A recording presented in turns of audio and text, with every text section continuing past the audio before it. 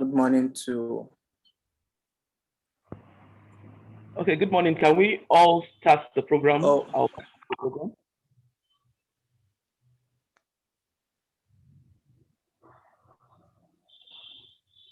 Engineer Kadri, please, so we can start. All right. Good morning, everybody. We are welcome to this e-learning online teaching, and we'll be starting the program with the reciting the second stanza of the national anthem.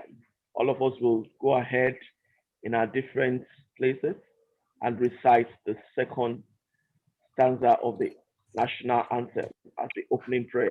Please let's all unmute and go ahead. O God of creation, the red our noble cause and lead. guide us right. Help our youth in love and honesty to do, and live in just and true. Great lofty heights attain, to build a nation where peace and justice reign. Amen. Amen. Well, welcome to this program, and we'll all set the ground rules for this program. Please, let's note that all participants' mic should automatically be muted if you are not speaking, please.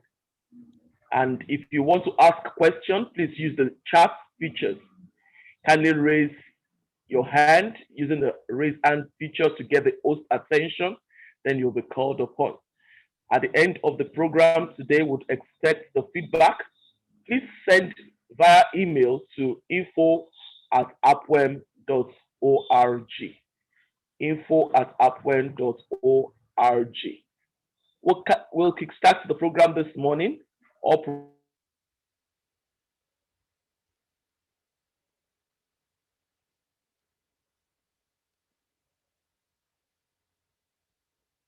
protocols observed. We sorry for that interruption. The host of this event, the president of the Association of Professional Women Engineers of Nigeria, Engineer Fumi Ojelade, FNSC, and the first female engineering seat in Nigeria. The 6 founding members of APWENE, our guest speaker, Dr. Ibilola Amao, FNSC, Principal Consultant of Lonadec Incorporation, our past presidents of our great association, APWENE, and the NSC, National Executives of APWENE, elders of APWENE, and fellows of Nigerian Society of Engineers. We also want to acknowledge the presence of the chapter chairman of APWENE, the branch and division chairman of the Nigerian Society of Engineers, members of our great association, APWENE, the young engineers and the colleagues, gentlemen and ladies of the press. We want to thank everyone for finding time to attend this great learning, and we do hope you have a good time even in today's meeting. Right away, we'll go on to the welcome address by the president of the APWENE, a person of Engineer Funlola Ojelade, FNSC. Over to you, Ma. Thank you very much. Engineer Roke, good morning, everyone.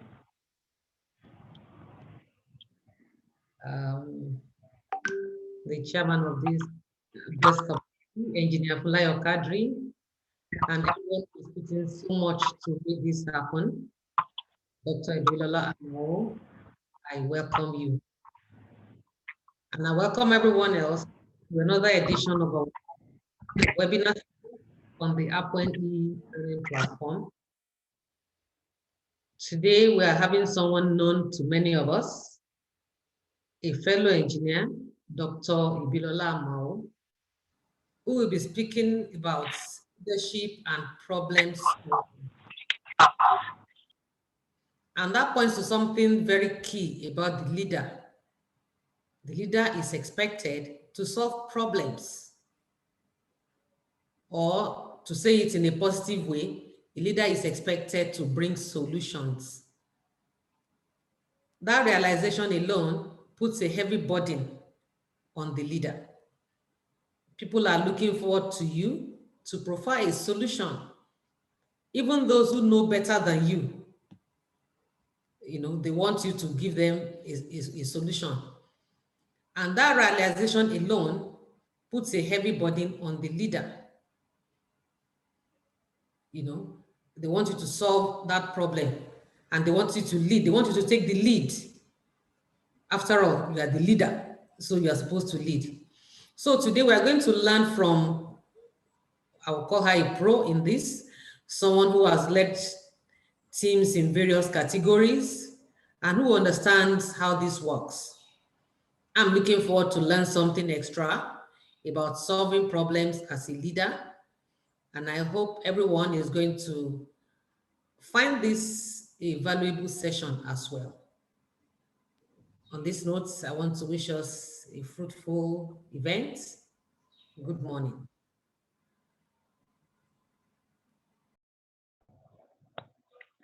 Thank you very much, my president, Engineer Funlola Ojelade, FNSC. Right on, we move to the profile of the guest speaker that will be read this morning by Engineer Amina Umar Mohammed. Engineer Amina Mohammed, please go ahead and read the profile of the guest speaker. Thank you very much, Ma. The profile of Engineer Dr. Ibilola Amao will go thus. Dr. Ibilola Amao is the principal consultant of Lonadec Global Services. Lonadec is a multi-award-winning, woman-owned, ISO 9001-2015 engineering technology and information management company. Lonadec aligns people, technology, engineering solutions, and services to create value for the society. The company partners technology proprietors to deliver exceptional in-person, virtual, and remote services. They also domesticate, domicile, and democratize technology for exceptional performance in STEM-focused industry.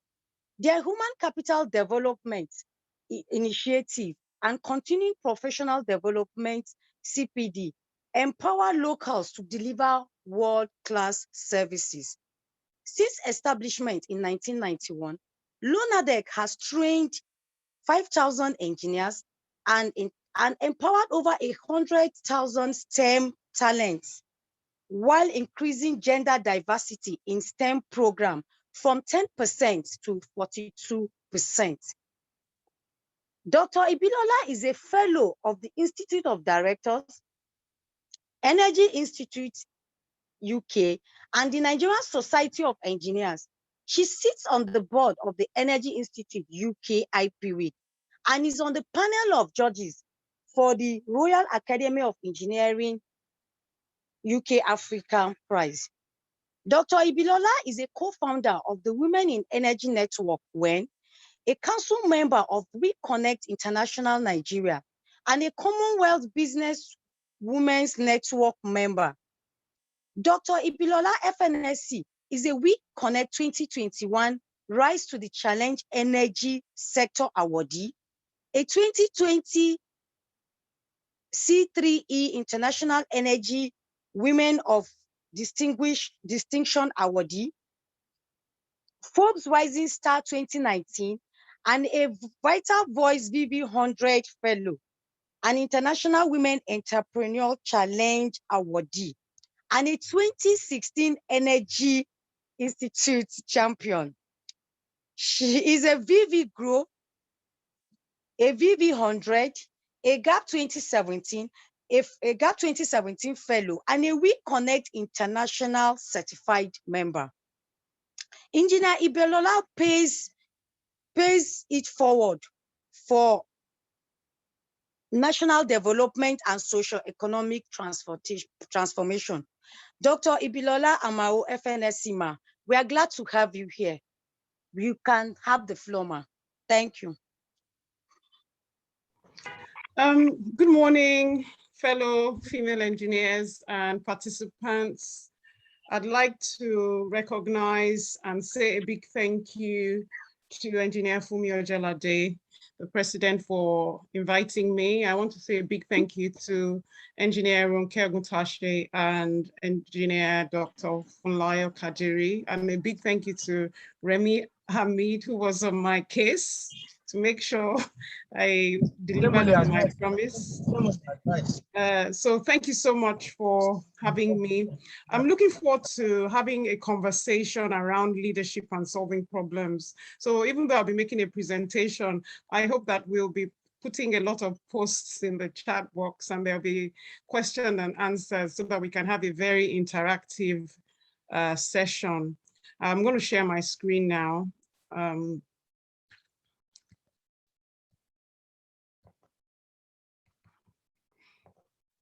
So I hope that I will be able to have this fantastic conversation around the topic called leadership and leading and solving problems.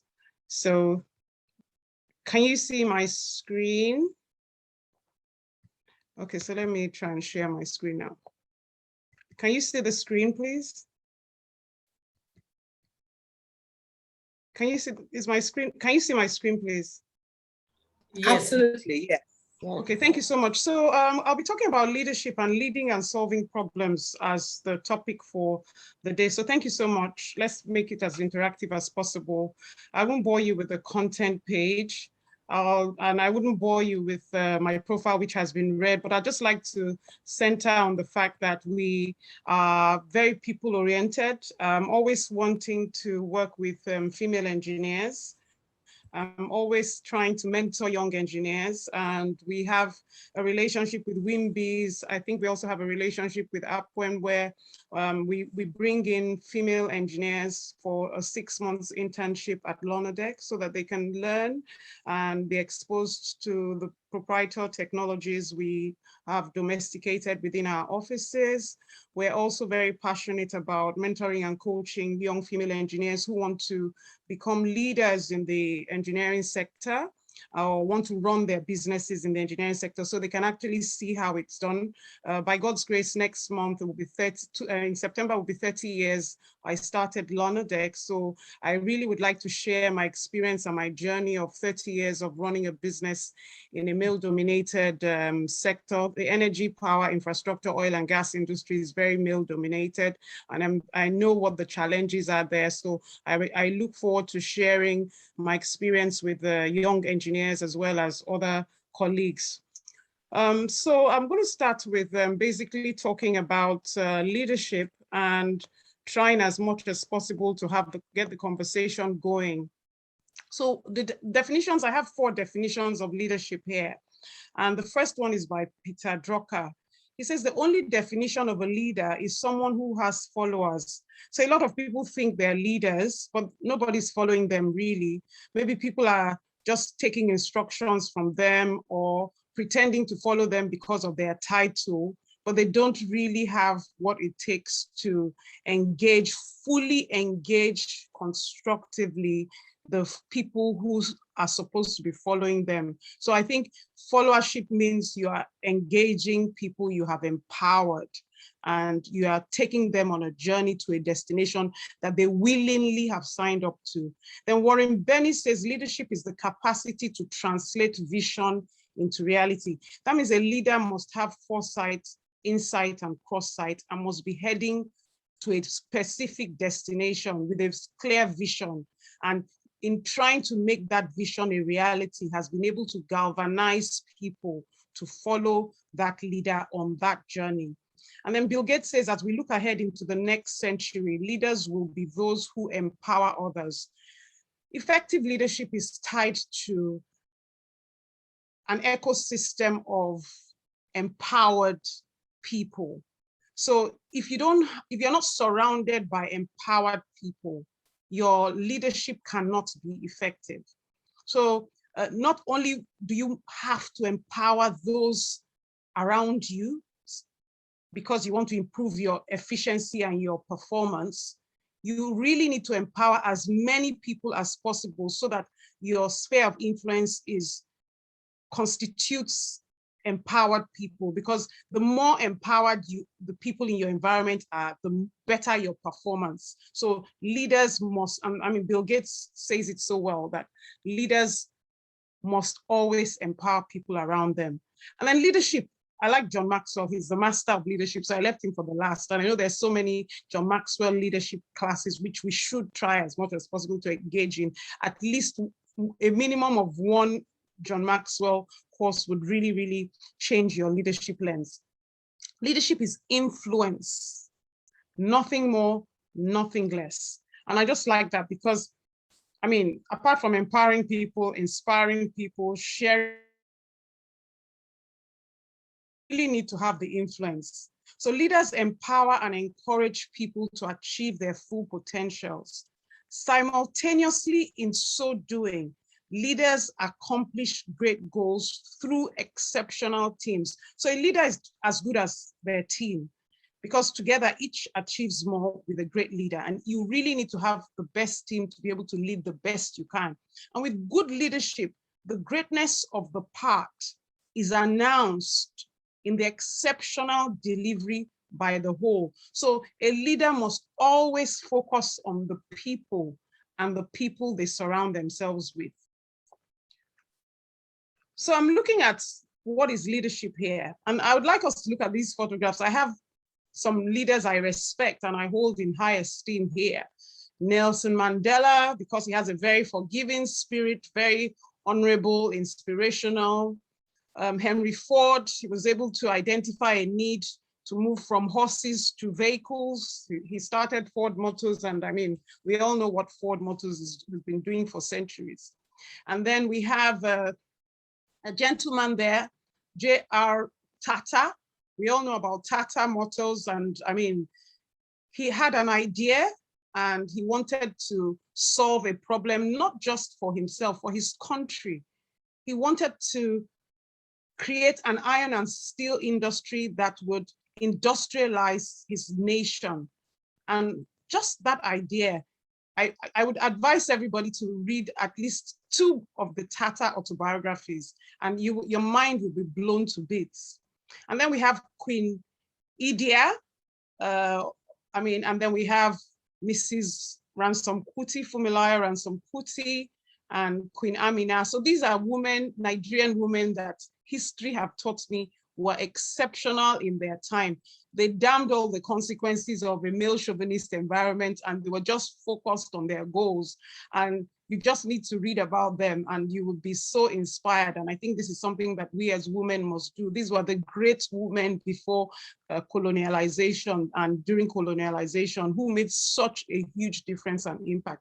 I love Mr. Richard Branson because he's so daring, encouraged by his mom. He never saw any limits about anything. And we know just recently he's gone to outer space and come back. Even in his old age, he keeps pushing the limits of his imagination. And then Sheikh Rashid Maktoum, the grandfather of Dubai, the man who turned Dubai from a desert to what we see today, from an idea and from a system that he put in place. And then my favorite, Steve Jobs, late Steve Jobs, he has deployed technology he deploys technology in such a way that even though they fired him from his business, they ran into trouble within the same business. He came back to solve the problems they created in his absence and relaunched his business such that forever people would remember the fact that even though he was fired, once you have the vision, nobody can take the vision from you. So let's look at what leadership is. Leadership is a practical skill encompassing the ability. So it requires a lot of ability. So whether no matter how well educated you are, you really need to engage and be in a continuous learning mode to have the kind of ability that is relevant to solving problems and meeting needs. So it encompasses the ability of an individual, a group, organization to influence. Leadership is about influence, or guide other individuals, teams, or entire organizations to achieve something very significant. So leaders are always heading towards something very significant. Not what everybody can do. You have to pick your battles, pick what you want to focus on and what you want to deliver. and it has to be very significant and tangible. A leader has influence and is able to deliver a vision, mission, goals, and objectives through a group of people aligned for the specific accomplishment. So leaders are exceptional at managing physical, emotional, mental, and spiritual energy. So leaders must understand how they are wired. They must know their DNA. You cannot lead yourself. It will be very difficult for you to lead other people. So your physical, emotional, mental, and spiritual energy has to be something you understand fully well, and you're able to tweak to maximize your potential.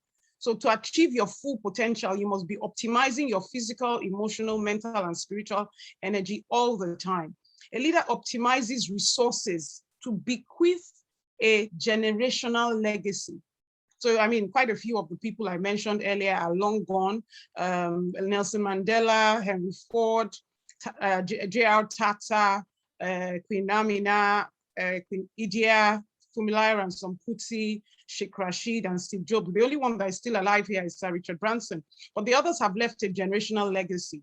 Significance is deposited in time and space by a great leader. So if you want to go into leadership, you need to be looking at what are you wired to function best at, and what significant influence can you deposit in time and space.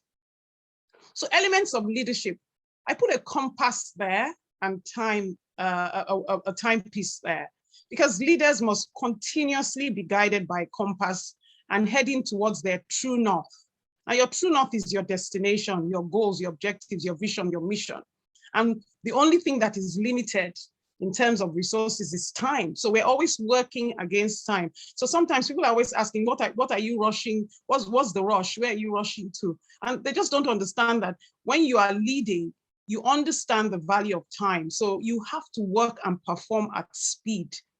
That's the only way you can accomplish what you have in the limited time that we are bequeathed on earth. So leadership is a process of social influence, which maximizes the efforts of others towards the achievement of a goal. That's by Kevin Cruz. So key elements of leadership. Leadership stems from social influence, not authority or power. Leadership requires others, and that implies a leader must have a people-first system, process, and attitude. We need to really take care of those around us if we really want to lead well. Leadership has many styles, many paths, but must remain focused on the SMART goals, vision, and mission. Leaders use social influence to organize and maximize the efforts of others. Leadership requires identifying, developing, and engaging resources maximally. So leaders must be very, very sensitive to their environment. You must be aware of the resources available and the needs that need to be met, and you must be able to reconfigure the resources and optimize them maximally to deliver on the needs in your environment. So true leadership has the spiritual dimension, the physical and moral dimension, and today we must all admit that there is the digital dimension. If there's one thing we all learned during COVID is that you have to begin to see things from a digital perspective. And of course, the only limited resource we have is time. So whatever we're doing spiritually, physically, morally, digitally must be measured in time and space. Spiritually, I think each and every one of us must develop ourselves spiritually and have a spiritual development plan so that we can key into other realms to be able to download purpose very accurately and translate them into value. Physically and morally, we really need to know how to be guided to be creating value within the context of needs around us. We must be driven by love, compassion, and a willingness to solve problems. And that was mentioned by the president. We must be driven by a willingness to solve problems. So if you're not solving problems and creating value for others, then you can't really influence others and be called a leader. And digitally, we really need to up our skills on digital transformation so that we can move in time and space quicker and faster. So, I mean, take for example, if you had to be in a meeting in the US from Nigeria within 3 hours, forget about getting a passport and a visa and going to the airport to take a flight to your meeting. You just have to go by Zoom or by Teams. So those are the kind of decisions that leaders need to make within limited resources. So leadership is about mind renewal. We must acquire the wisdom, knowledge, and understanding. It's also about defining SMART goals. We need to have the capacity to visualize scenarios A, B, and C, and then optimize the resources to be able to accomplish scenarios A, B, and C, and then begin to tweak the scenarios. Are we going to do a bit of A and C or a bit of B and C? And how do we combine the various scenarios to achieve our vision and our mission and our goals and our targets? Where is the point of origin and the destination? We need to understand the start to finish terrain and the obstacles. So we need to know how to get around obstacles, or how to jump over obstacles, or how to break through obstacles. So we need, when we understand our terrains and obstacles, we need to come up with the logistics plans. What kind of vehicles and means of transportations do we have to use, or are we limited by? And what resources are required to execute successfully? So those are the kind of things a problem-solving leader is always scanning within their mind. And this is really all we need to know about. So a good leader has specific characteristics. The timepiece and the compass is always there. A good leader brings smiles and happiness, joy to people. A good leader is a person of integrity with clear goals, lays good examples, has a vision, can communicate clearly. Because if you don't transfer the idea or the vision effectively to the people around you, your execution will be rather poor, because you wouldn't be able to get that alignment. So alignment of your team and the people around you to your vision and your purpose is so important, and that can only be achieved by clear communication. And as well as, and communication is not just telling people what you want to do or how to do things, but also listening to third-party advice and opinions, and then harmonizing and synergizing the knowledge and the wisdom and the understanding to be able to create something better. So a leader expects the best from their team and gives the best as well, supports, encourages, recognizes. So recognition and reward is so important in leadership. If you don't recognize and reward your team members, they could get frustrated. And then you must also understand the personality, the potential, the talent, the passion of people in your team, so that you give them stimulating work. Somebody who wants to be outdoors, if you give them indoor work, they're going to be frustrated. Somebody who wants to be indoors, if you give them outdoor work, they're going to be frustrated, even as engineers. So we really need to know, how do these people wire? How would we wire them effectively? How are they wired? Take, for example, I love to work in the office on my laptop, and I like to visit the site periodically. But some other people like to be on site all day and are frustrated when they come back to the office. But if I didn't understand that, and I really thank God for my late father, who compelled me after my PhD to go on a 3-year training program in England. And that was where I realized, during my 18 months in the design office and 18 months on site, that I didn't really like being on site.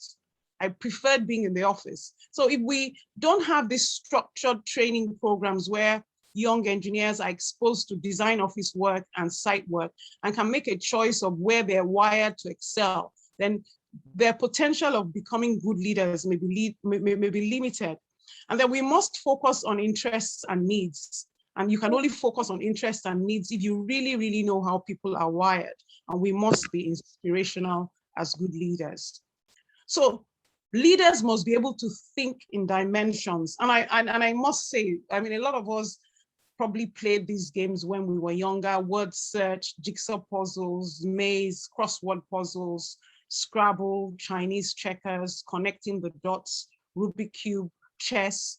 And we really didn't know what was going on. But these are foundational leadership development games and tools that change your mindset about consistency, persistence, not giving up, looking for different ways of doing the same thing and trying to understand, learning, development, acquiring the knowledge and the understanding, and then continuous improvement by playing games over and over with different types of people. So thinking in dimensions is so critical for leadership. And we really, really need to help our children key into these games early enough. And even as adults, we need to learn to play games. I know in Nigeria, parents want their children to go to school and pass the exams and come out with the first class. And if they say they are playing games, whether it's basketball, football, table tennis, or lawn tennis, the parents will be saying, don't waste your time, don't waste time. But so these are where we develop the soft skills for leadership. This is where we develop team spirit. This is where we learn to lose and win. And a leader must know how to lose and understand the value of losing, because that is a lesson that says you're not as good as you can be. You can be better. There's somebody better than you. You can identify the gap and begin to close the gap. You can do more work. You can enhance your performance. So if you don't learn how to win and lose and play these games and engage in extracurricular activity, your thinking in dimensions will be limited. So leadership is also about extracurricular activities, playing games, engaging with your colleagues and team members outside work to understand their drivers and what makes them perform and enhance their performance so that you can have better teams. So this is so important.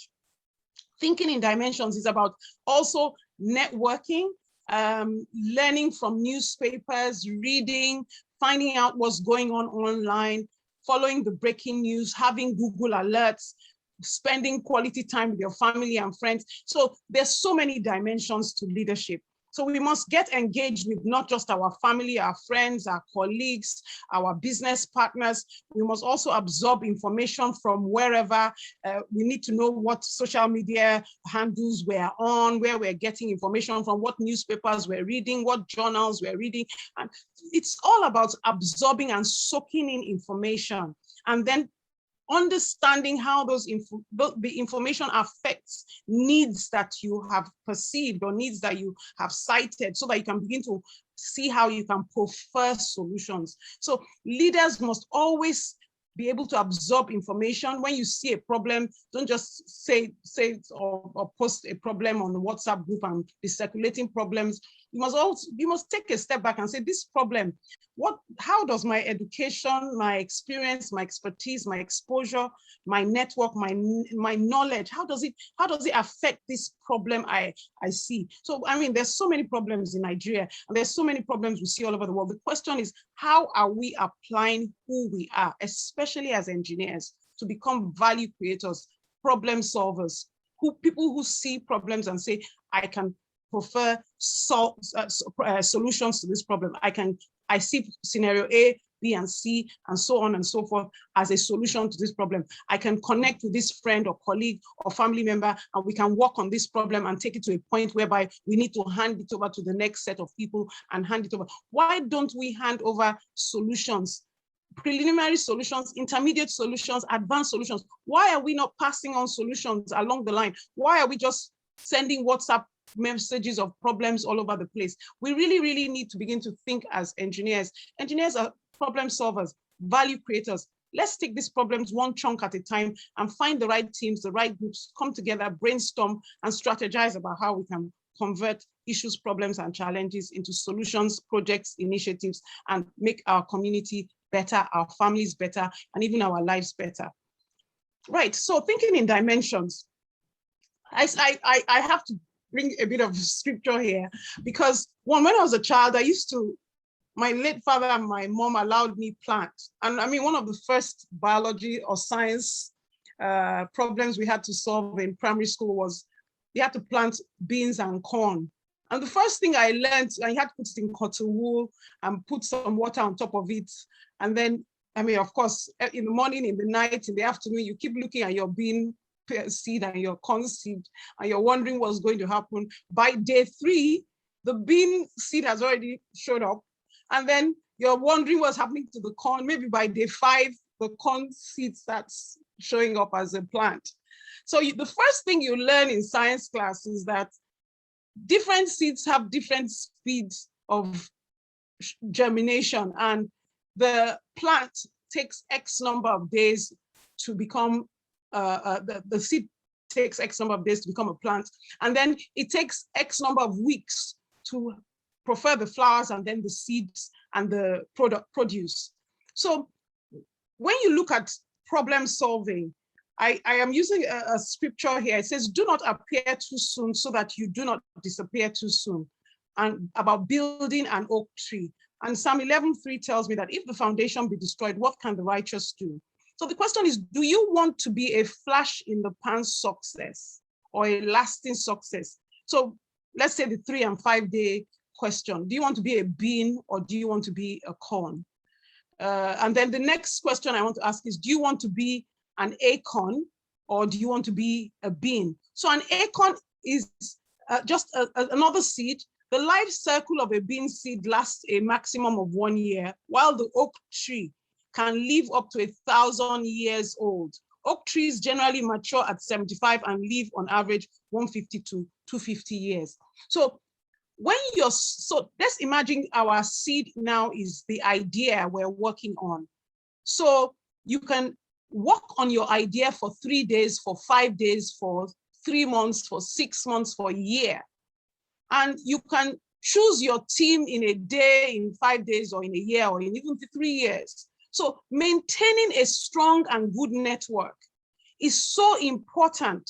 And building teams around the problem you're trying to solve is so important. So always think of the bean seed, the corn seed, and the acorn when you are processing ideas in your mind as a problem solver and as an engineer.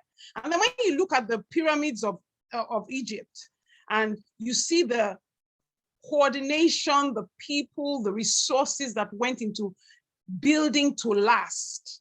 And when we talk about building to last, we are talking about pyramids here because some of them are 4,700-year-old pyramids. And it took about 100,000 times 20 years, times 20,000, 85 years of man hours to get them there. So a lot of coordination went into play. So when we're thinking of solving problems, let us think about building to last if we are looking at living exceptional results and a legacy. So just let's always remember the seeds and the products, the produce, as well as the pyramids of Egypt. And then thinking in dimensions. So this is a 10-dimension hypercube, which fascinates me because getting a 6-cube dimensional hypercube to play takes a lot of mathematical analysis. But can you imagine the computational analysis that has gone into the 12 cube? But you can see the beauty of the dimensions in the 12 cube. So when you're trying to solve problems, I mean, you need to look at the man years of capability, competence, and skill sets, plus the man hours of capacity that needs to be combined to be able to tackle problems in several dimensions. And I think, I mean, the oil industry has been a blessing to me because I remember working on the Bonga project in Netco. And I mean, you should have seen how a big team of KBR and NNPC engineers were working on a 3D model of the Bonga FPSO for months. And I mean, I really, really thought we were so critical into the big picture of the FPSO. And we were so proud of what we were doing. We were putting a 3D model in place. We were building the designs. We had interdisciplinary meetings, toolbox meetings every week. We were getting emails from all over the world. We felt we were the key performers, only to find out when I watched the Bonga movie about two years later, the documentary on Bonga, the Bonga FPSO, Netco featured in less than 30 seconds of a 20-minute video. So there were other groups all over the world who are keyed into the same projects, doing much, much more than we were doing. And it just humbled me to realize how small we were in the scheme of things. And that's really where humility in leadership comes to play. As leaders, we must never, ever think that we're either so critical or so important, because we must look at the systems, the processes, the procedures, the resources that are required to deliver. And we should just understand that we're just one person. And even though we are giving the leadership position, we must be accountable to the system that puts us in that leadership position. So if you look at this dot here, let's say that is the leader. You can imagine the network of resources around this leader. And if this center fails, then the entire system fails. Nevertheless, this system, this individual is held accountable to all this system to be able to achieve the goal. So leadership is a very delicate place, a very delicate calling, and a leader is in a very delicate place. And a leader must consistently be in a learning and development mode and consistently engaging and communicating with other resources within their ecosystem to be able to get the best out of the ecosystem as well as themselves.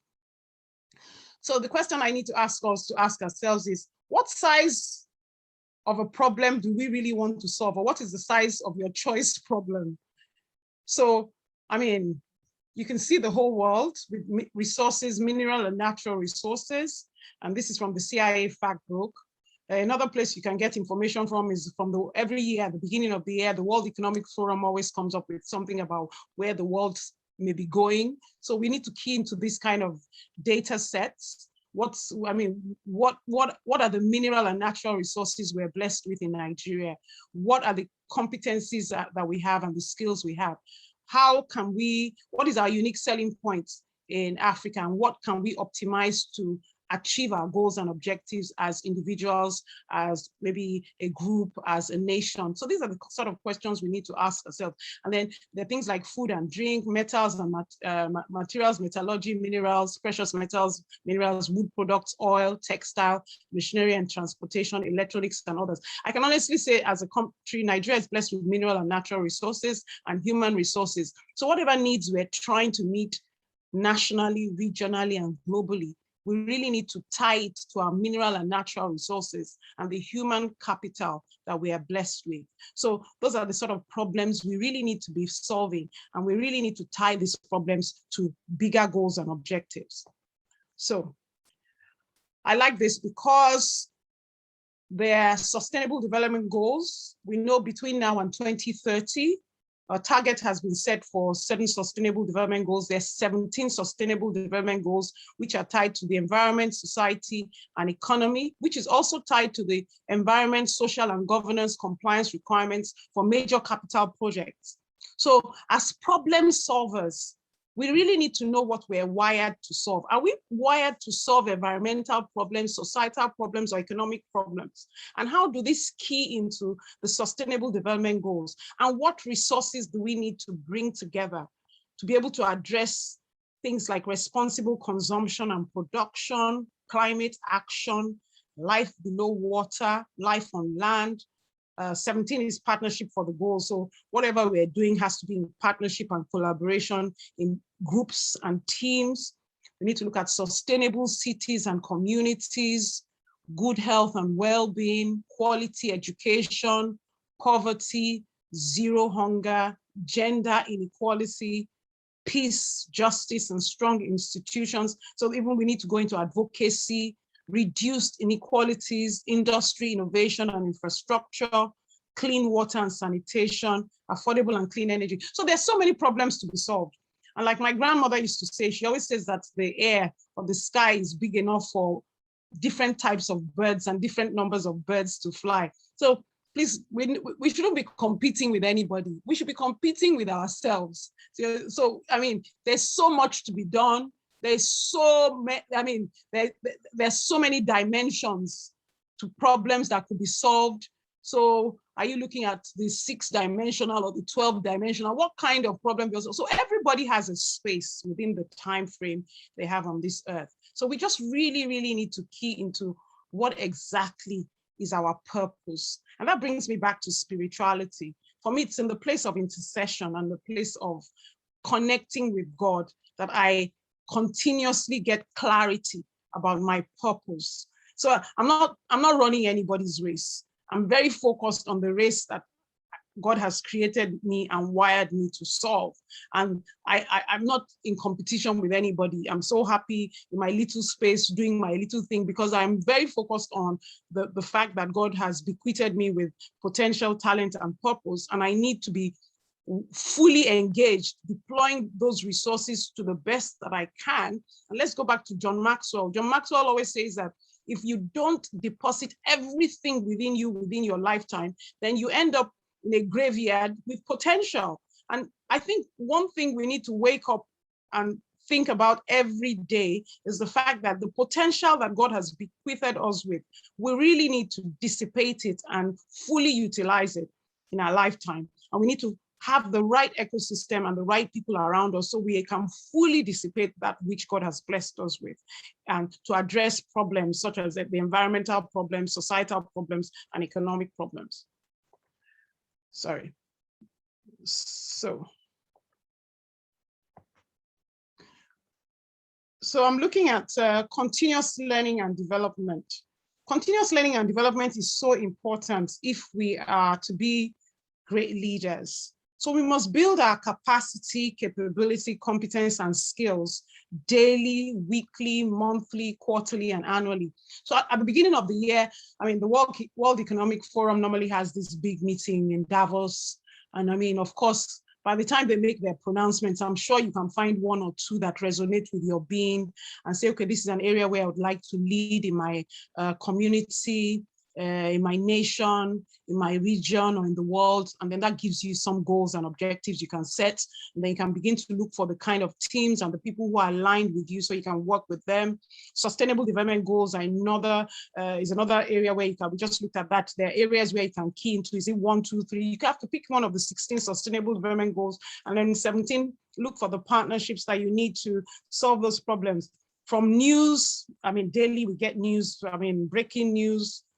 We shouldn't get carried away with fake news, but there's always breaking news and news on a daily basis. So, I mean, we can't say we don't have something that we want to influence as leaders. So everybody can be a leader. Everybody can be influencing something tangible because we're divinely wired and empowered to lead in something special. That's why each and every one of us is a unique being. So no need running somebody else's race, just focus on your own race.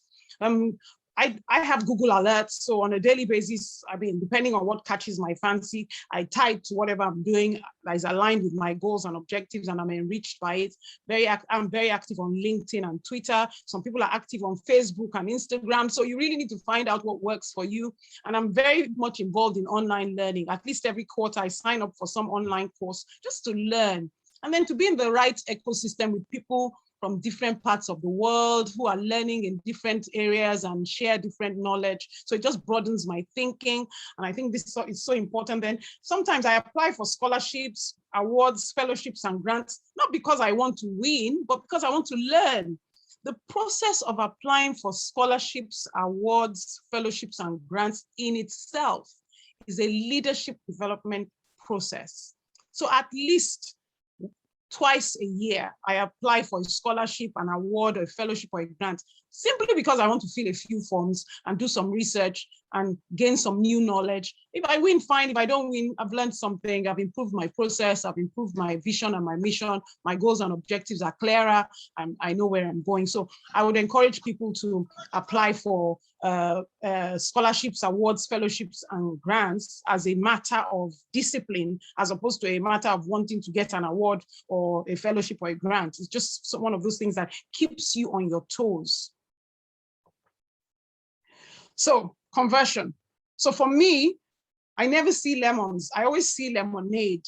And we have to have a conversion mindset. A lot of people see problems, but as engineers, we're supposed to see solutions, because that's why we're wired as maths, physics, chemistry, biology, information technology students. So for me, it's a no-brainer.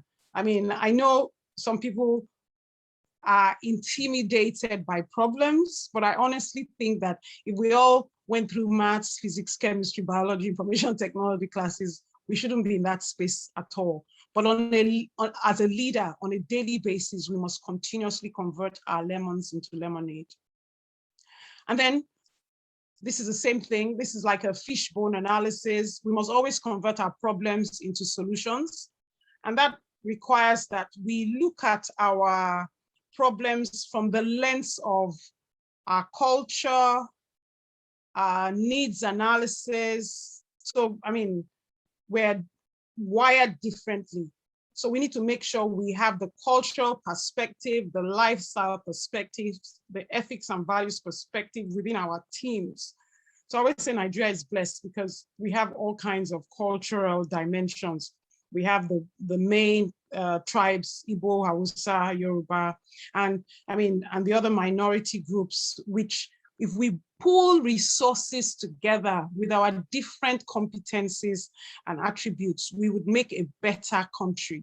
So our lifestyle, our ethics and values, we harmonize that, we can solve problems more effectively. That's why an interdisciplinary or multidisciplinary group like APWENE and an engineering group where there's diversity involved is so important.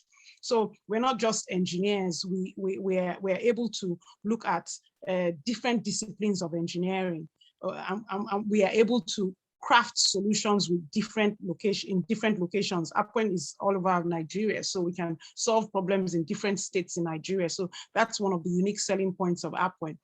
Safety and security and sustainability and needs analysis, these are very key. In Nigeria, safety and security is an issue. Engineers can bring technology, robotics, drones. We can solve the safety and security problem if we really want to. That could be a problem. Sustainability, sustainable development goals, and provided we embark on the needs analysis, we will be able to apply the different levels in the fishbone analysis.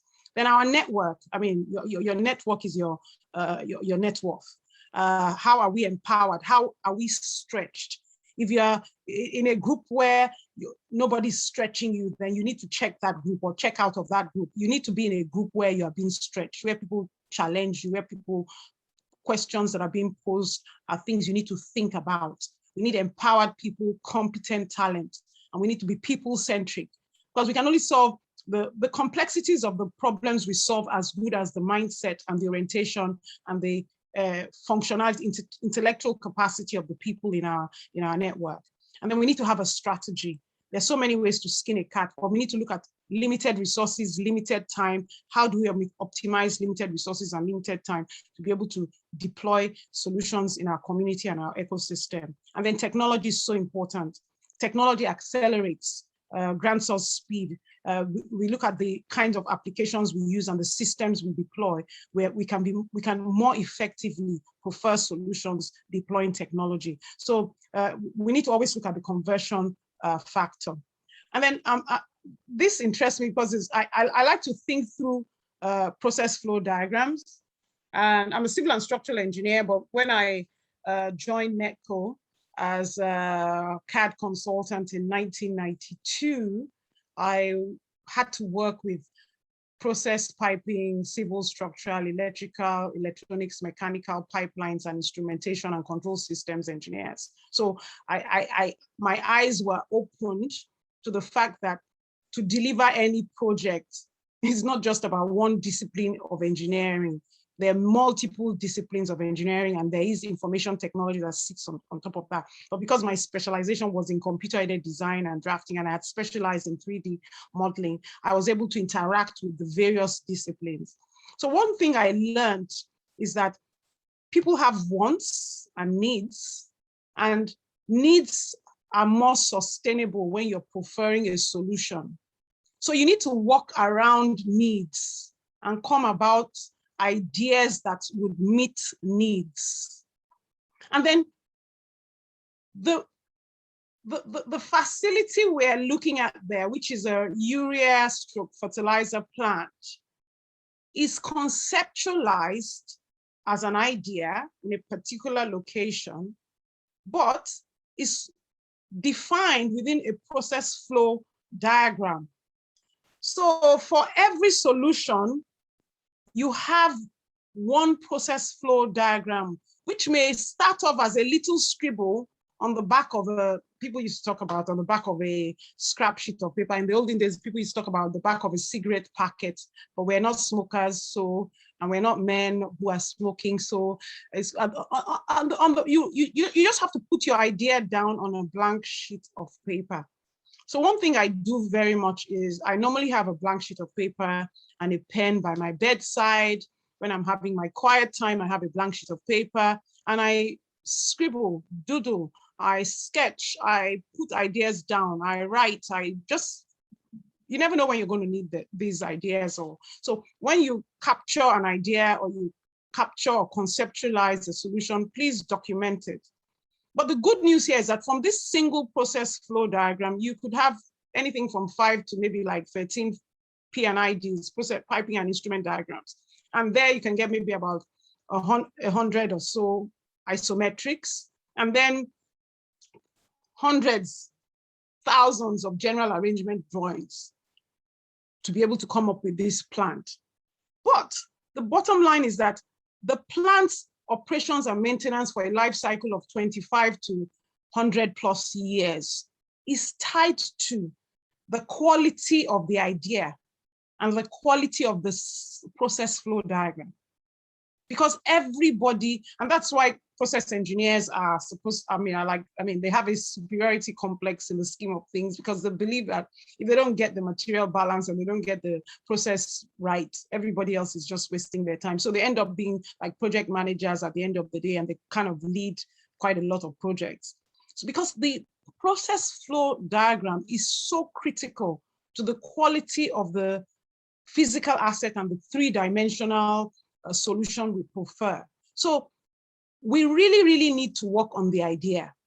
And we really need to test our ideas for every solution we're preferring for every need. And the quality of our fine-tuned idea is tied to the people we interact with, the network we have around us, and the quality of the people around us. So this is so important.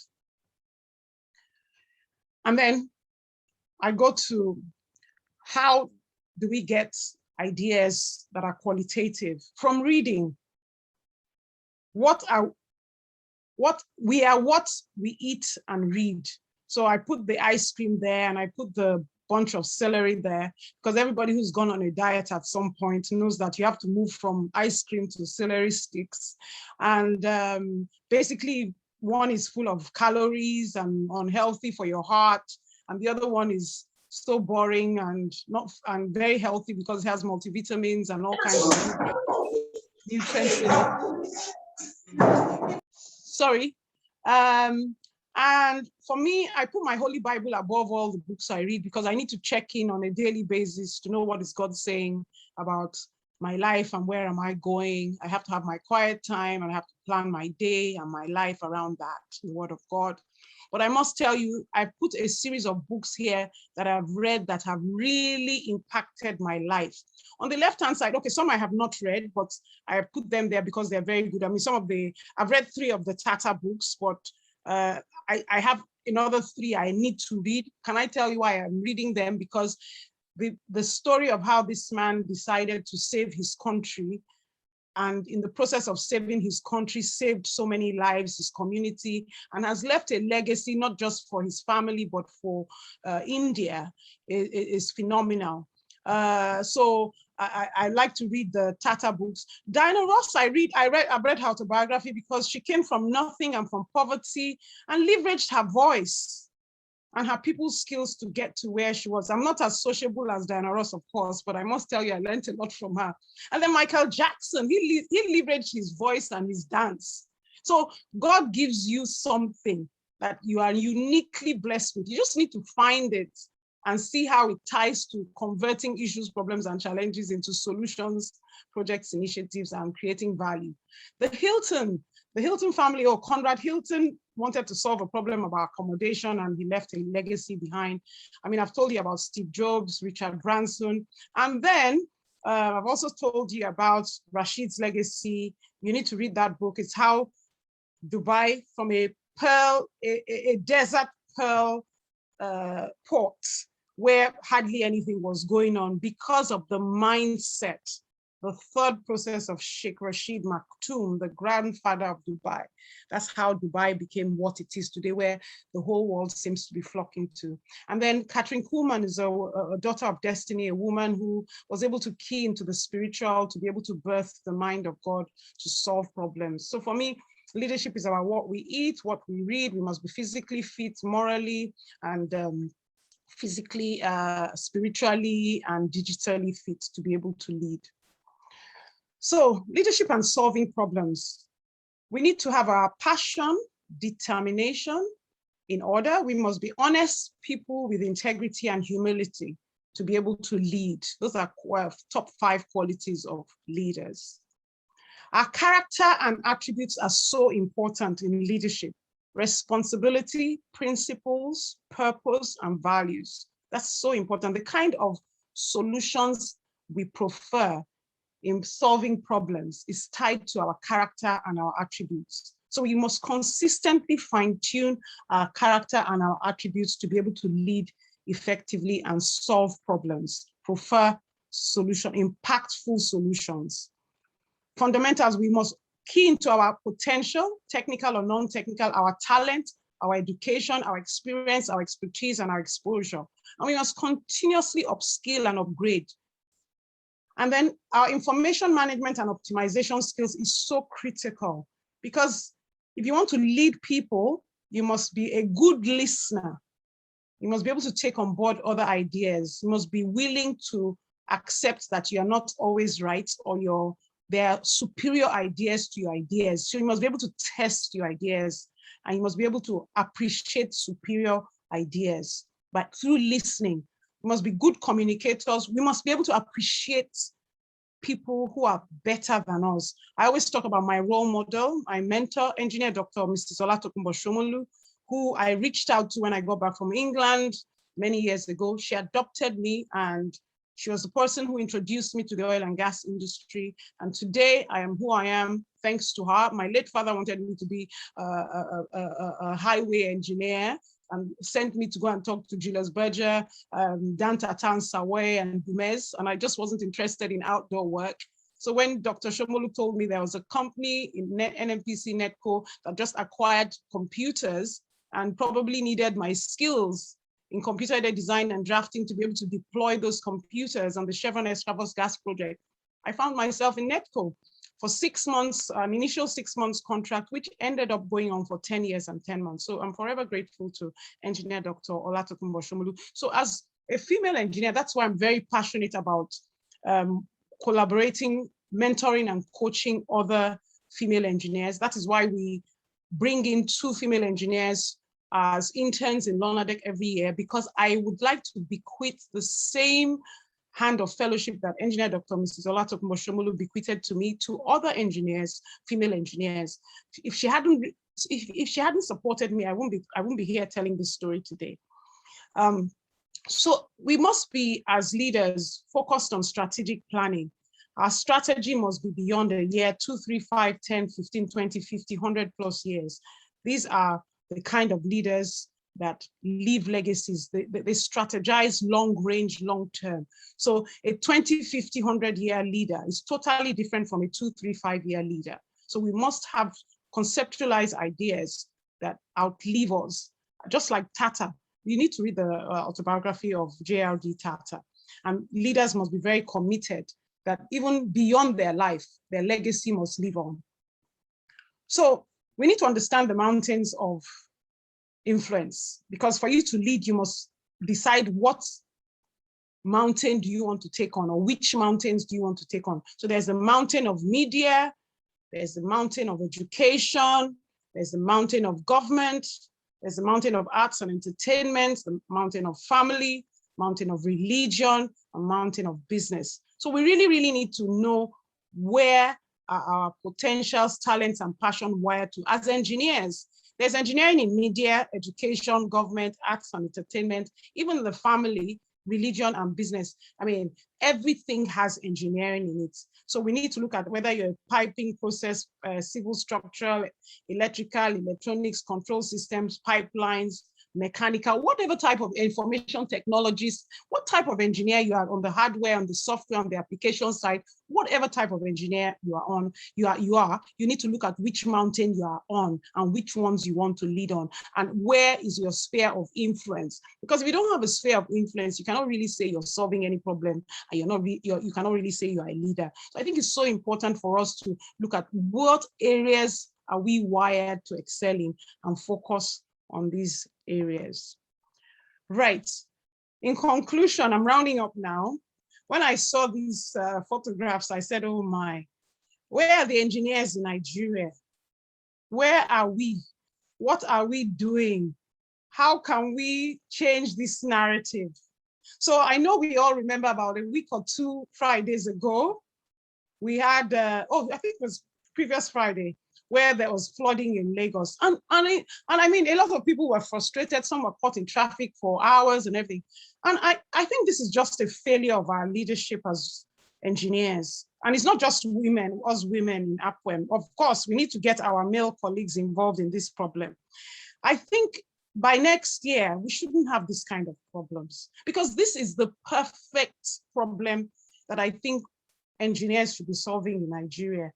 And it has so many dimensions.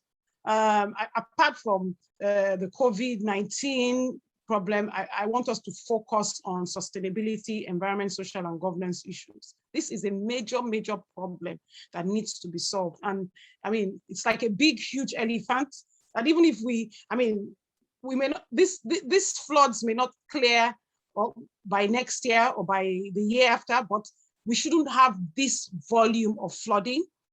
We should be able to say that by next year, we're going to reduce the flooding, the water depth to minimal, and within 2 hours of rainfall, the drainage has taken and dispersed and dissipated the excess water from the waterways. So we need to set like a smart goal and begin to look at how do we solve whichever problem we want to solve. This is a huge, huge, huge problem. I just thought I should put it out there because this really bothered me as an engineer. And I thought, wow, what the hydraulics, the drainage, the construction, the waterways, there's so many dimensions to this problem that we really need to look at. So the quality of followers greatly influence leadership standards, and leaders need to be held accountable by the followership and other leaders. So first and foremost, advocacy is required. We need to ask APC and the government of Lagos and the various parastatals relating to this conundrum. What are they doing? And then we need to, I'm sure they're APWENE members and NSC members in practically all the government parastatals. So we need to ask some questions. We need some data and statistics as to why is this happening? What can we do about it? There's a need for collective leadership to deliver on sustainability and ESG. And the capacity of a group of leaders to deliver their contribution to a joint purpose collaboratively while putting high priority on the common good, like flooding, and a balance between the needs of people, profit, and planet is key if we're supposed to benchmark ourselves against what leadership and leaders do, good leaders do. So in conclusion, I'm going to end up by saying, what challenge can APWENE solve? And I've put quite a bit of photographs here. So I know where one of our members is doing a damn good job on the 4th mainland bridge. So I give us a round of applause there. There's engineering in manufacturing.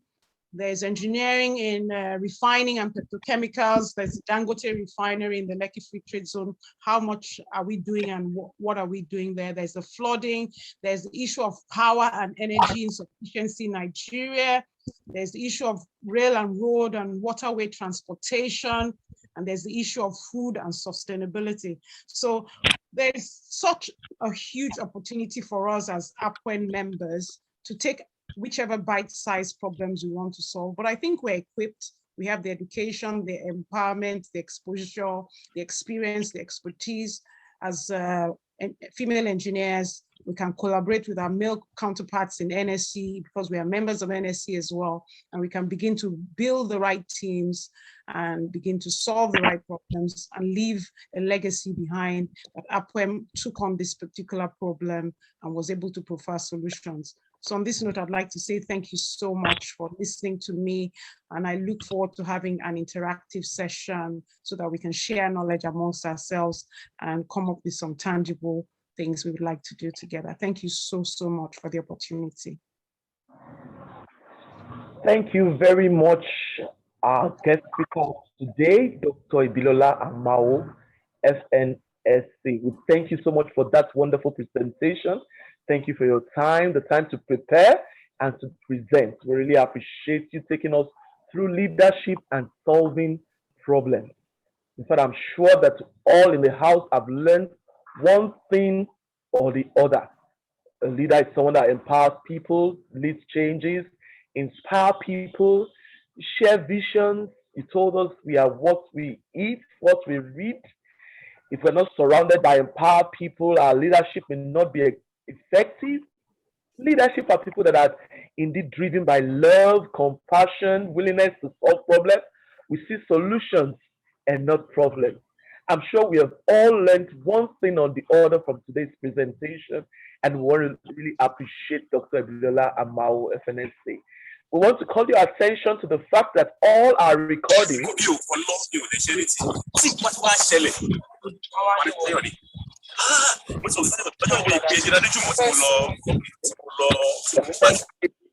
TV for all the recording sections.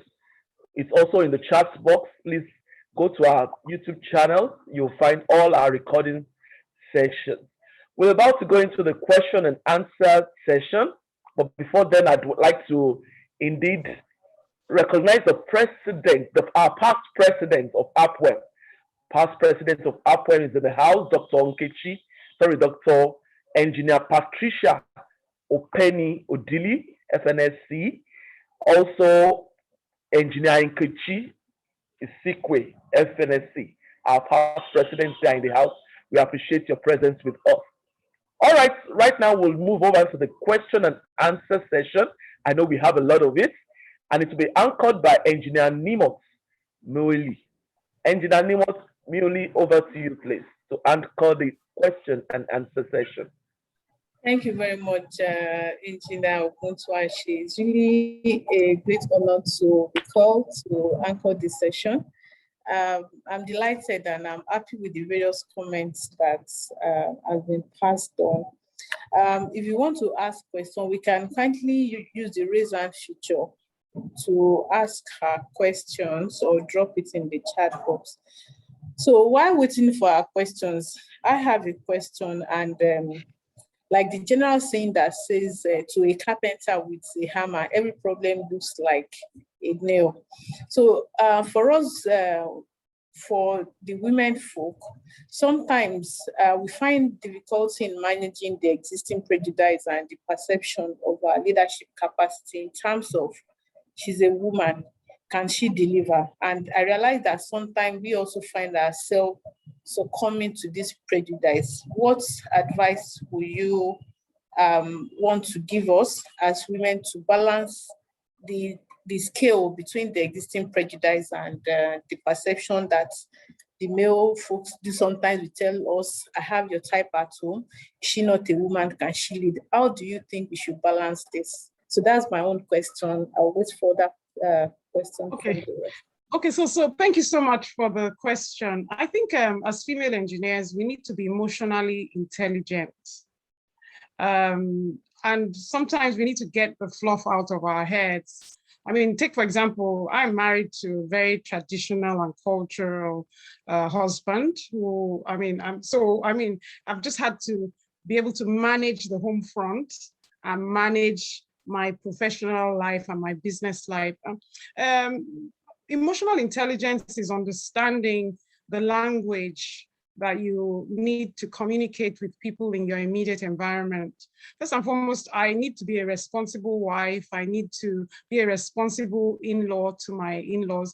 And I need to take care of the home front to make sure that, I'm not found wanting in any way, such that I can focus on the things that really matter to me outside the home.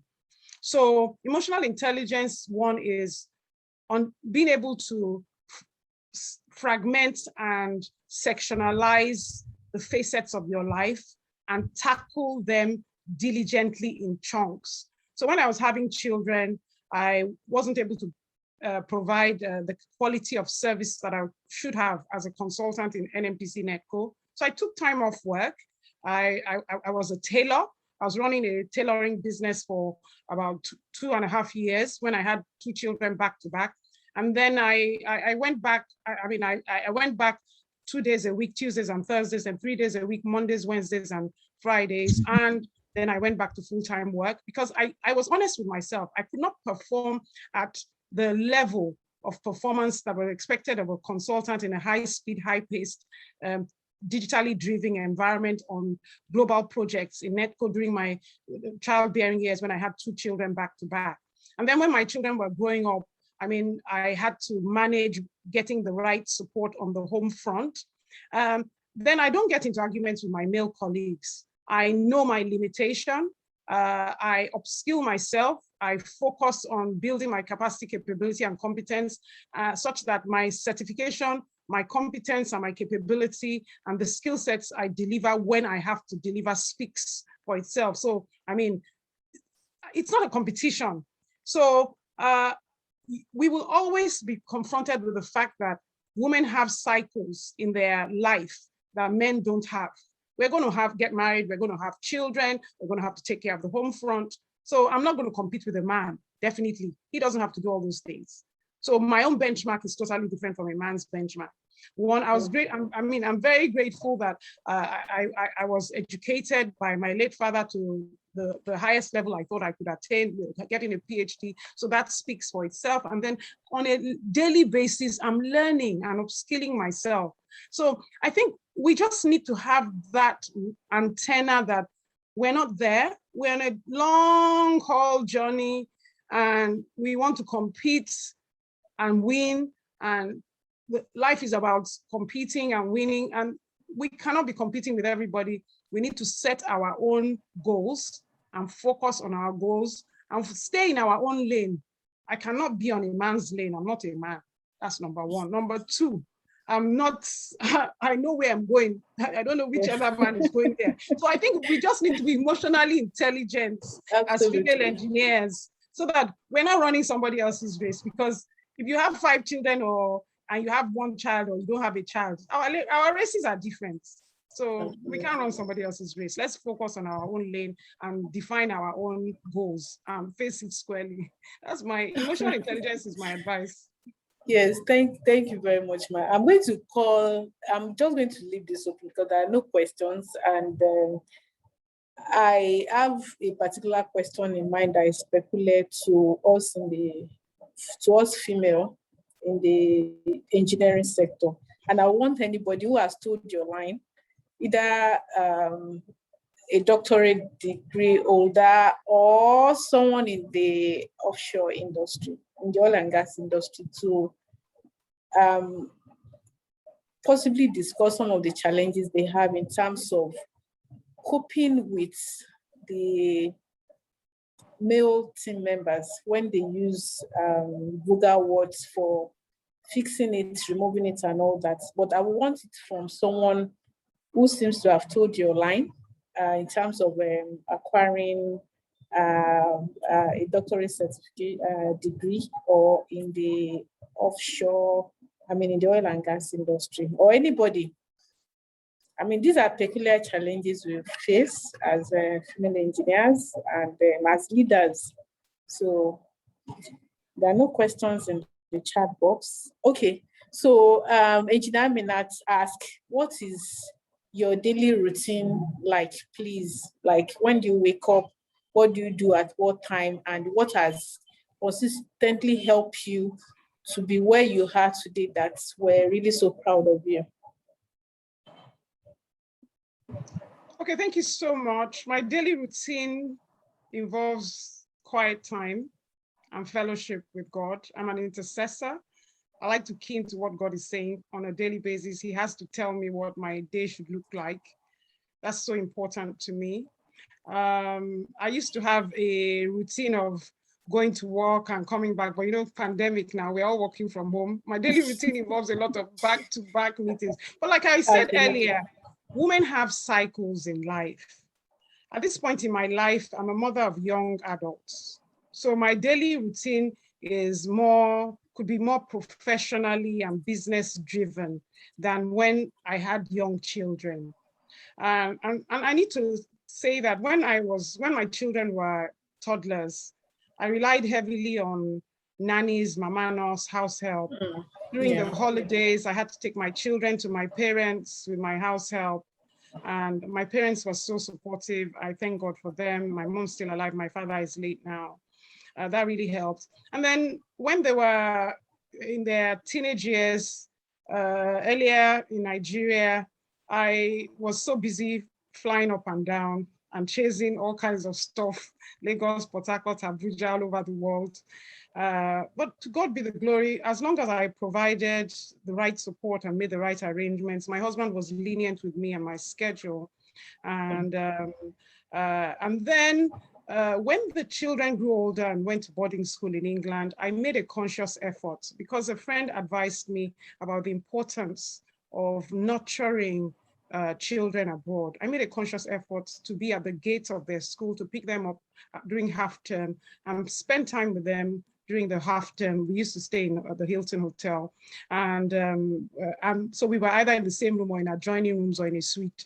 And I was able to study their habits and their behavior and try and help them with things. I must share an experience where on the tube once, I saw two homosexuals actually being so intimate. And then I did like this, and my daughter then said, "Mommy, why are you homophobic?" So I just kind of gave her a nudge and kept quiet. When you experienced the cultural change, the cultural shock. When we got to the hotel room, I now gave her a good talking to. I said, "What kind of rubbish and nonsense is that?" Do you understand? So so all these things. So I had to invest time in making sure I was able to put them through and make sure they're, so, and then as they grew older, my daily routine has changed to be less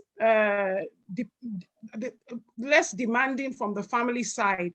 So I would say that we need to have our spiritual, physical, moral, and digital compass as females, female engineers. And we must build the right foundation from the home first.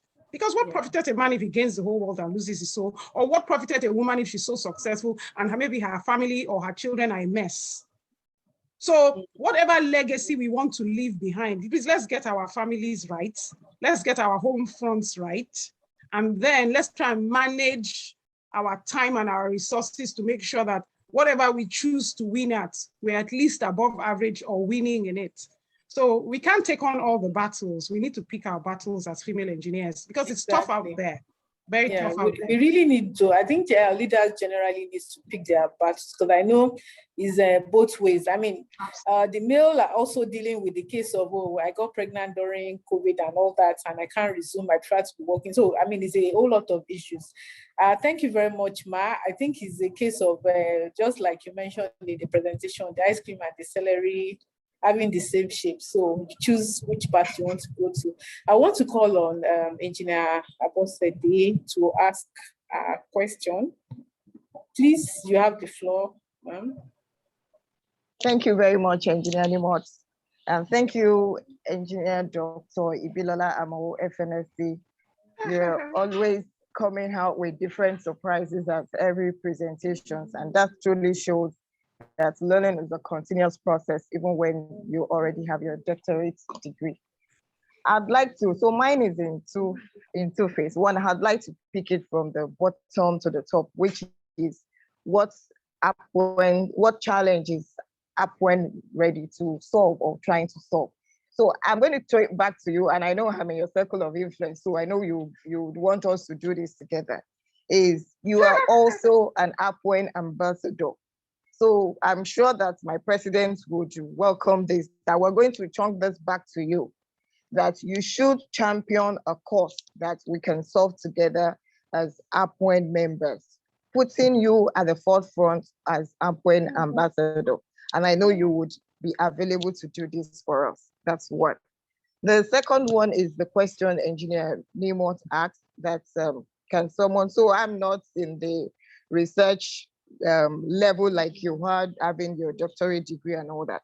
But I'm talking from the point of view of being in the industry that is male dominated, having to work offshore. And I'd like to say this, that the offshore environment, either we like it or not, is still a male environment as we speak now.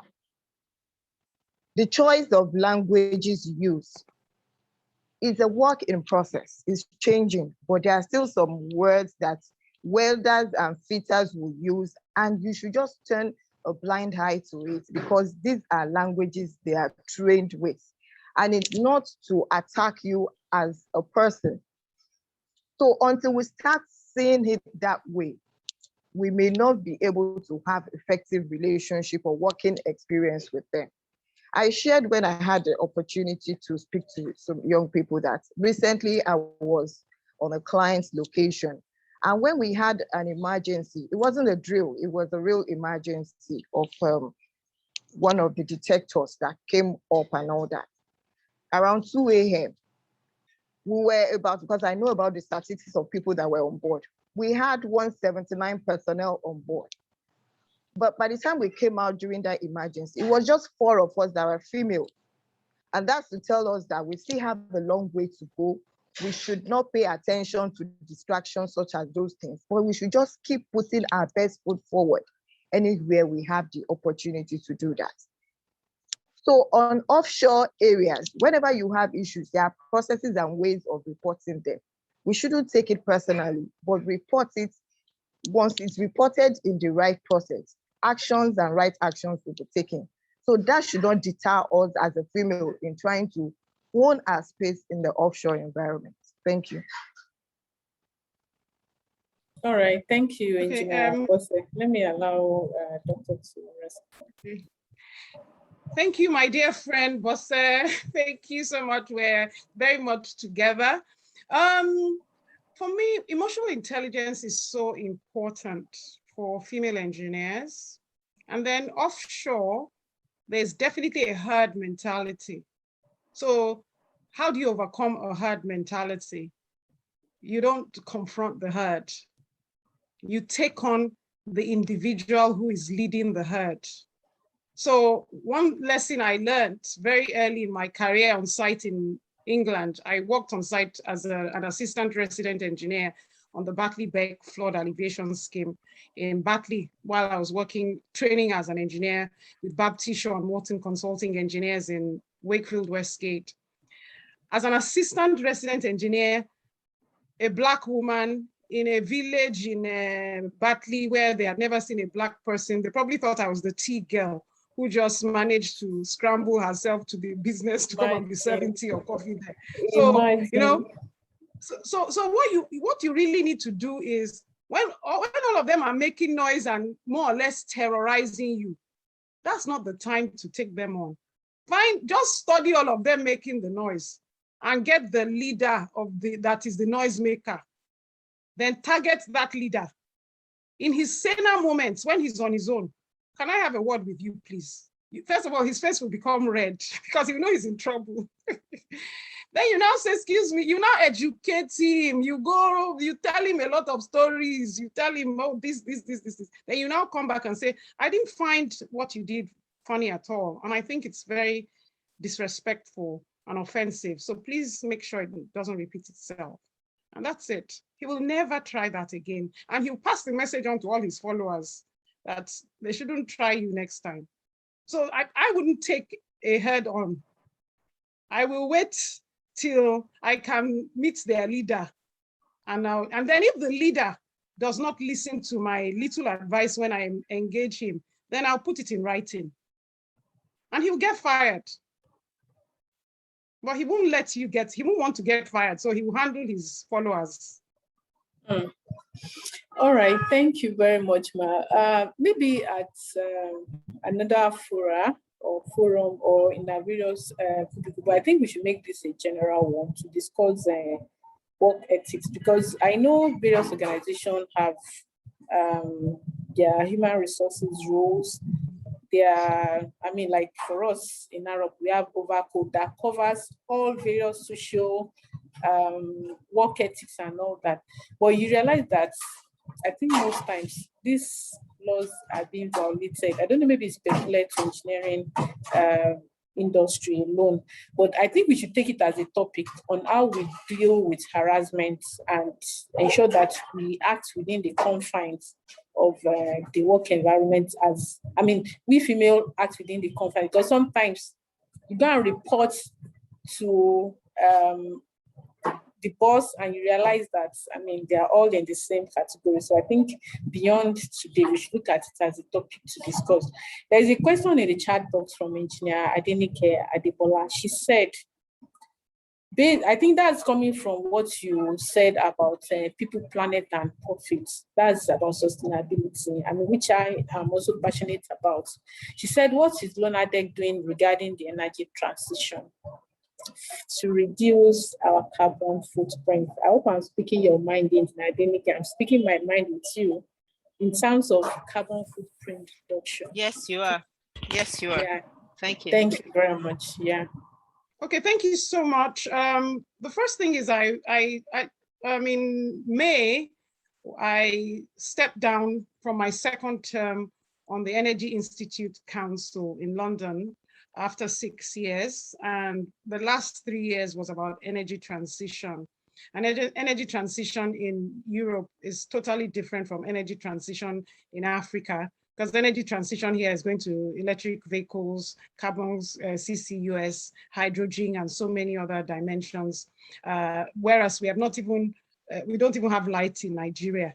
That's number one. Number two, we're still flaring gas in the Niger Delta, and there's so many issues. So the question is being impactful. Lonadec, for one, really is focused on engineering technology and innovation solutions, as well as information management. So we're already doing a lot in building capacity. We've trained a huge amount of document controllers and electronic document managers that are Institute of Leadership and Management UK certified and are involved in digital transformation. Then our partners, Aviva, Bentley, Autodesk, are leaders, global leaders in the area of digital transformation, building 3D models, digital twins, optimizing data. And quite recently, I just dropped something in the post where upskilling over 10,000 Africans in diaspora and in Africa on the Microsoft LinkedIn GitHub digital upskilling program. And this in August, we're commencing capacity building for 300 for a start, Amazon Web Services, cloud technologists, so cloud administrators, cloud engineers, cloud. So, I mean, you can, I'll drop it. I think I've dropped it on the APWENE website. So converting people into digital professionals, what it does, it reduces the amount of paper we're using. It reduces the amount of people who are traveling from Houston to Escravos, Houston to Bonny Terminal. Do you understand? So with a digital twin, for example, and a process engineer or a mechanical engineer could be in Houston, Aberdeen, in the Far East,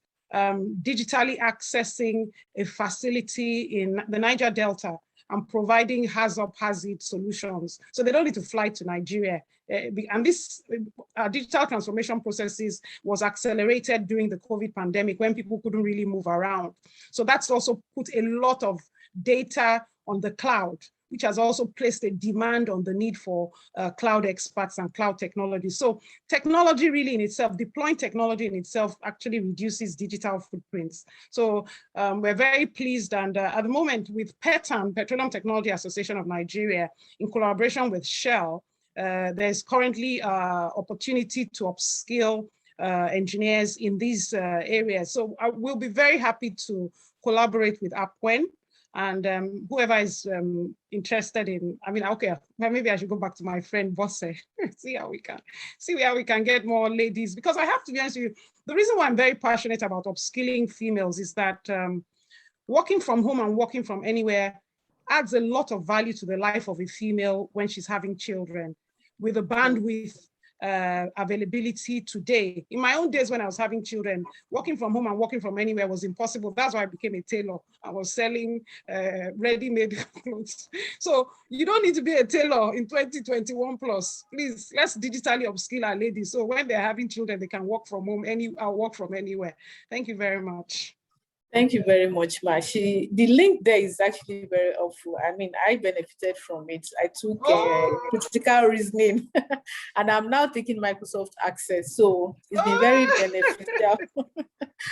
All right, so thank you very much, Ma. It's been a wonderful session. I'm sure we'll contact you again. I will now kindly hand over to our dear president, Ibilola Ojelade, FNSC, to do the presentation of certificate. Thank you very much, Ma. I really had a good time. So over to you, Ma, our digital president. Thank you, Engineer Nimot. Engineer Shegun, can you please? Yeah, thank you very much. Do you have a, yeah, that's great. And I hope you like this, Dr. Ibilola Amao. This is our honor code certificate. Thank you so much. Thank you. And we give it to those we value a lot.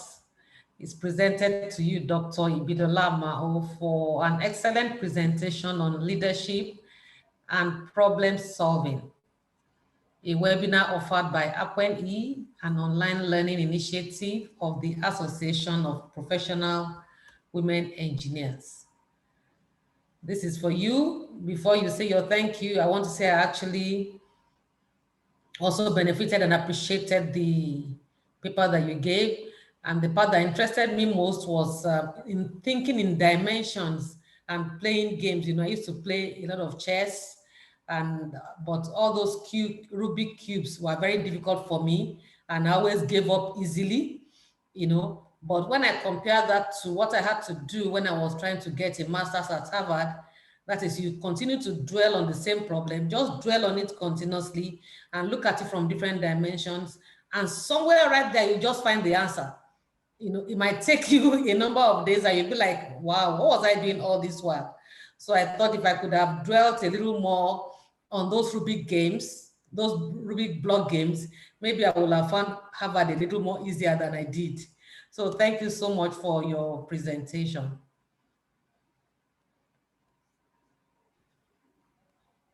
Thank you to everyone that has stayed this far. I'm sure you have gained something that will help in this life that we are as leaders and solving problems. Our YouTube channel, APWENE HQ TV, has all the recordings and the sessions as well. Please let's visit it. It's a very rich channel. Before I hand over to Engineer Funlayo Kadri, FNSC, for the closing remark, I'd also like to recognize the presence of Engineer Margaret Oguntala, FNSC Current Council member and a 3-time Vice President of the NSC. Thank you, Ma, for joining the session as well. Over to you, Ma, Engineer Funlayo Kadri, FNSC, for the closing remark.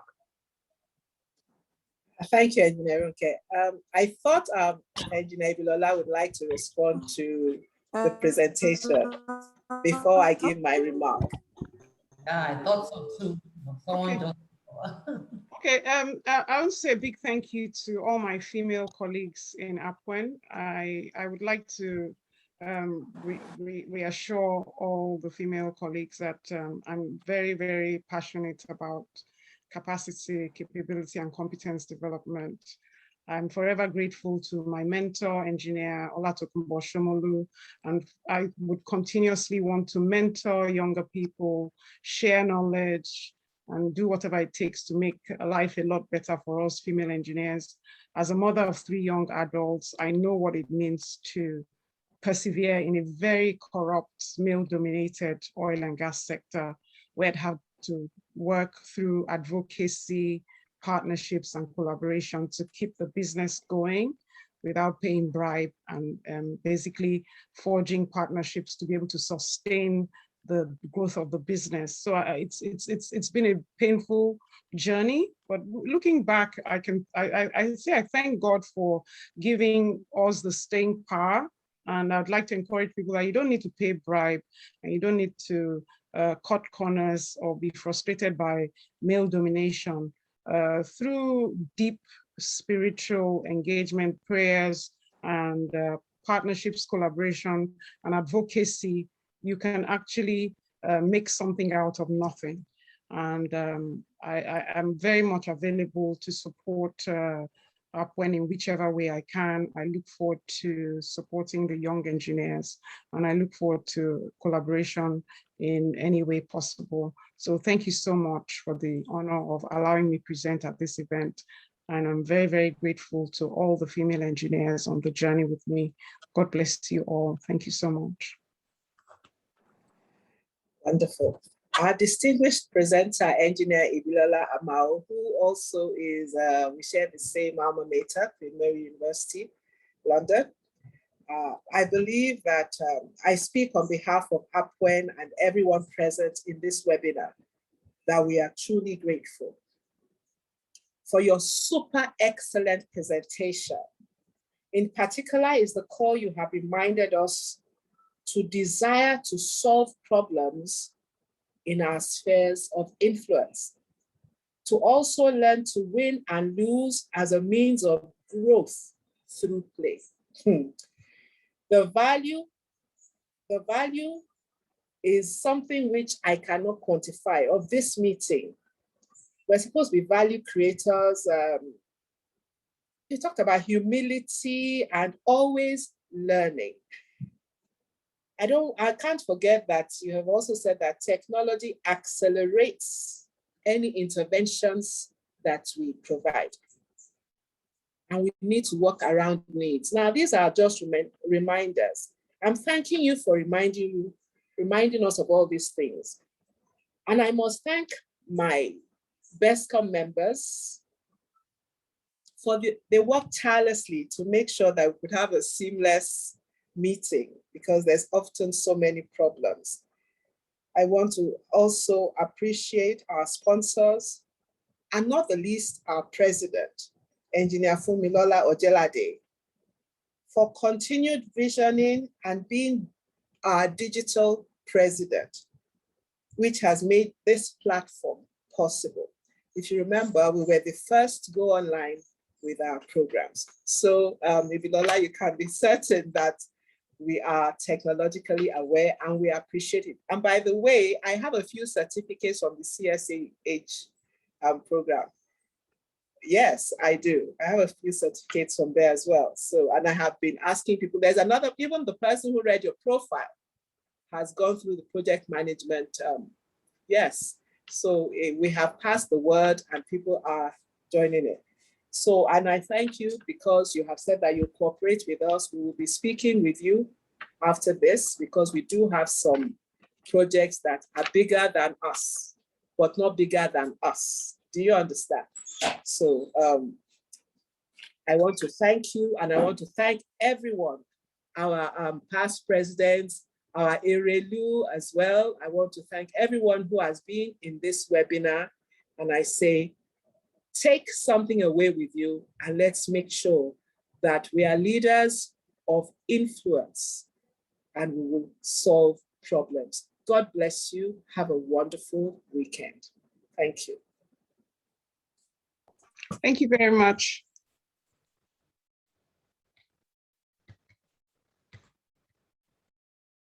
So it's connecting time.